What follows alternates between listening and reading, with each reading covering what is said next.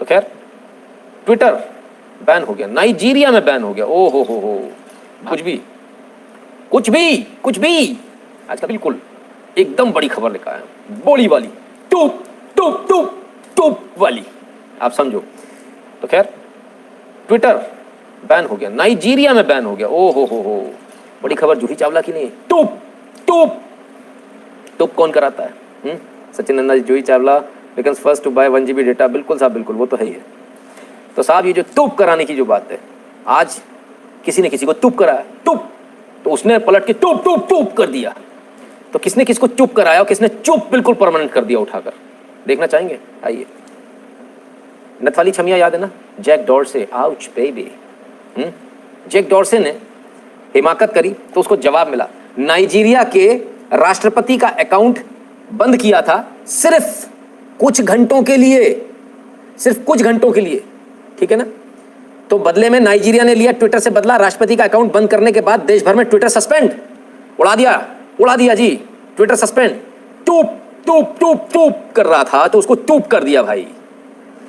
2 दिन पहले ही ट्विटर ने नाइजीरिया के राष्ट्रपति मोहम्मद बुहारी का आधिकारिक अकाउंट को डिलीट कर दिया था, ठीक है साहब। हालांकि इसको बाद में ले आए थे, लेकिन अब उन्होंने ट्विटर सबके अकाउंट सस्पेंड करता है। बोले हम अकाउंट सस्पेंड करेंगे, हम नथ वाली छमिया हैं, हम अकाउंट सस्पेंड करेंगे। तो ट्विटर की पिछाड़ी पर एक लात मारी है, लाल दुकान हो गई है, और ट्विटर को नाइजीरिया जैसे छोटे से देश ने टूप करके बाहर निकाल दिया है, अपने देश से बाहर निकाल कर फेंक दिया है। लेकिन ये हिम्मत किसने दिखाई? मोहम्मद बुहारी। हिम्मत तो वही दिखा सकते हैं, बाकी किसी में हिम्मत है कहाँ? भारत ये हिम्मत कब दिखाएगा, उसका भी इंतजार है। और ये बहुत अच्छा हुआ, एक 2 कौड़ी की नथवाली छमिया वो ये सोचती है कि वो किसी का भी अकाउंट बंद कर लेगी, वो कुछ भी कर लेंगे दुनिया में। प्राइवेट दुकान वाले दुनिया भर के अकाउंट ब्लॉक करके अपने को बड़ा हीरो समझ रहा था। ये लंका लग गई इसकी, उठाकर बैन कर दिया, ब्लैंकेट बैन, और अनिश्चित काल के लिए। कोई भरोसा नहीं है कब लेंगे, जब अगर मन होगा तब दोबारा इसकी बारी आएगी। फिलहाल बैन कर दिया सो कर दिया, ये स्थिति है। देखिए जी, सीधी सी बात है, स्मॉल हो चाहे बिग हो, आप में दमदारी होनी चाहिए, डरने की आवश्यकता नहीं है।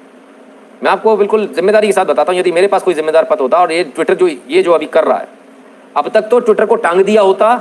ट्विटर के भारत में जो अधिकारी हैं वो जेल के अंदर होते, अपनी जमानतों के लिए सुप्रीम कोर्ट के चक्कर काट रहे होते कि माई बाप रात में 12 बजे खोल दो, और ऑर्डिनेंस पास करके उसको बंद करता कि किसी भी कोर्ट में जाके उसकी अपील ना हो पाए।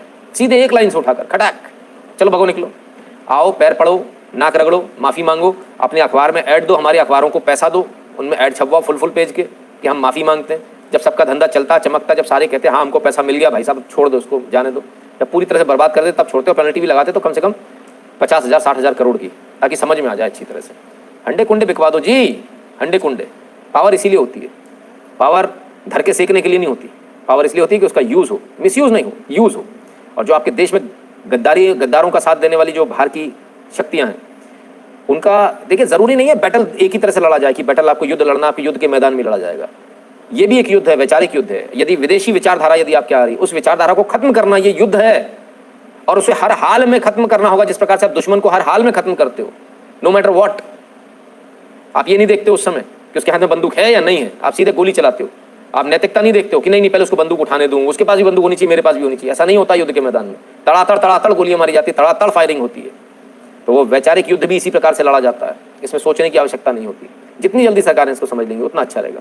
सिस्टम ऐसा बनाया हुआ ना भारत में कि आपको कहीं का चेयरमैन भी बना दिया जाएगा तो भी आप कुछ नहीं कर पाएंगे, क्योंकि ये सिस्टम है बहुत उलझा के बनाया हुआ है।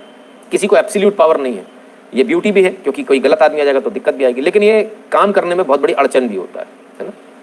तो खैर ट्विटर बैन हो गया, नाइजीरिया में बैन हो गया। ओ हो, भारत में दमदारी दिखा रहे थे, हम नहीं मानेंगे, we are champions of FOE, freedom of expression.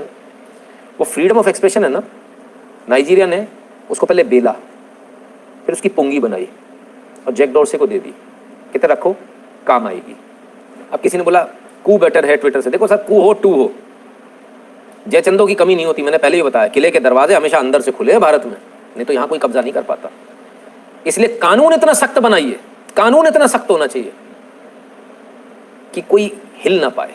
और मैं फिर से बोलता हूँ, ये जो चीज़ है, आप जो कानून जो बना रहे हो, इसमें और चीज़ें होनी चाहिए, और ऐड कीजिए कि किसी व्यक्ति ने यदि भारत से ही कमेंट किया है तो कोई दिक्कत नहीं है, कुछ देने की जरूरत नहीं। यदि भारत के बाहर से आ रहा है तो उस पर लोकेशन आनी चाहिए, फलां कंट्री से आया, ताकि ये पता हो ये कौन है, आइडेंटिफिकेशन होना चाहिए।